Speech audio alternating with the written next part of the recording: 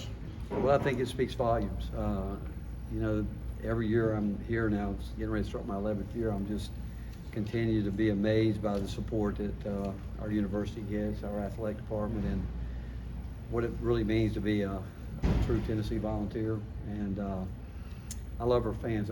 Everybody talks about their fan base, but I really do believe that our fan base is the best fan base in the country. This used to be kind of a downtime. Now you go full stop as soon as the season ends. As you look at what you've been able to do, both freshman class, but also in the transfer portal, how good do you feel about where your roster is right now? We do feel good about it, and you're right. I mean, at the time, it seems like, I mean, we really, like probably every sport, talking to Josh coming over here, you know, they haven't really had any downtime either. It just runs from one season into it to the other, and but I'm thankful and blessed that I think we've got the best staff in the country, and it's a year-round, really, it's year-round. I mean, we don't ever get away from thinking about recruiting. What we've tried to do is stay with a model that we've always used. You know, we still believe in recruiting high school players, but knowing that the portal is there to help us supplement what we don't feel like we have, and we believe in both of them. But we're as excited as we are about our high school recruits coming in, our guys from the portal. Probably the most exciting thing is that we didn't lose anyone to the portal, and having those guys back, that's the foundation of guys that have been they've been to Elite Eights, and they understand what it takes, and not just to play in our league, but how to win in our league. We expect them to be leaders, to get our new group coming in to understand what it takes to win at the highest level. You've had so much success in the portal the last couple of years. Do you feel like you guys have kind of figured out the formula that it takes? Well, I'm not sure it's a formula. We have a formula, you know, based on how we put things down and how we evaluate. You know, we've always believed in our own evaluation in terms of development and what we see and what we want. We addressed our needs immediately out of the portal. We felt like obviously we needed a point guard, and we were able to get that with Jacoby Gillespie. And then we felt like we needed to have a different look on the front line, and we were able to do that with Jalen Carey. Those were the two biggest needs for us coming out of the portal. Obviously, you look at, you know, the rest of the perimeter position. You know, we were happy with what we did with Amari, and announced today another player that we have coming from France that we're excited about. That you know, our staff, we've always believed that there's no boundaries in how far we'll go to look for players, and it goes back to the evaluations that we have and the contacts we have, that we feel like we can. There's enough players out there for everybody, and our deal is that we just want to find the ones that we feel that fit us the way we want it to feel in terms of our culture, how we want things to go. But we're excited. We are, and before you know it, we start, I think, right around June 1st. We'll be right back in it, but they'll show up before that to start getting ready for first session of summer school.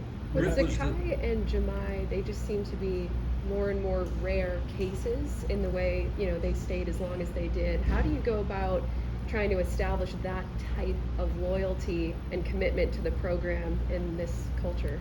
You know, I think Cade Phillips said it best when we signed Jalen Carey, and you think about Felix is coming back, who started, J.P. Estrella, who missed last year due to an injury, is back on the front line. We had signed Dwayne Brown, high school player of the year in Alabama. Cade played on the front line. And someone asked him about Jalen coming in, and he said, we want to win. And he said, Tennessee's home. And we try to, honestly, through transparency, trying to be brutally honest with our guys and talk about where they really want to get. It's all about competition. It's about every day, you know, getting guys that, and we don't do well in recruiting with players that want you to, they say, how do you see my path? Or, you know, what do we see? And what we talk about is an opportunity, but, you know, we've never promised anyone they're going to start. We've never promised anyone they're going to play a certain amount of minutes. We wouldn't be recruiting you if we didn't think you could do this, but you have to come in and you've got to earn it.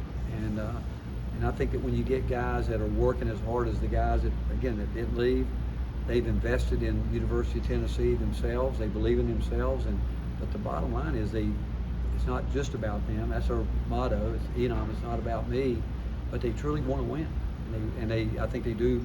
Obviously, love the University of Tennessee. I think they love Knoxville. They love our fan base, and it's. But to answer your question, and it's a great one, it is rare in today because you wonder if it's going to be a 1-year deal, 2-year deal. But that's why, again, we're not afraid to recruit high school players, knowing that we believe in our developmental program. But we talk about it. We're not looking for guys we want guys that want to buy in to what we're about, and we've shown where guys have had great success doing what we do. You got time for 2 more. They plan to approach the final spot on the roster, leave that open? Well, we really have 3 spots, basically, with the new rules, and we'll, again, unless something just drops in that we think that can help us, we wouldn't do anything with it. We feel good where we are right now, but again, with the portal being what it is, still a lot of guys out there, and again, like I said, we recruit year round. I mean, if you go back to Santiago, we'll always leave a spot because you go back to Santi, you know, he came in the middle of the year. There'll be cases like that, so we always try to have at least one scholarship available for a situation like that. Rick, when how you much were you gonna miss Rod? Rod was great, but you know what? We feel we've got that position covered, and you know, everything we do at Tennessee, it's not a one-man recruiting. I mean, we've never done that. We've recruited as a staff. We believe in that because we just feel like situations like this, and we want everybody that we recruit to know everybody on our staff. We crisscross with that.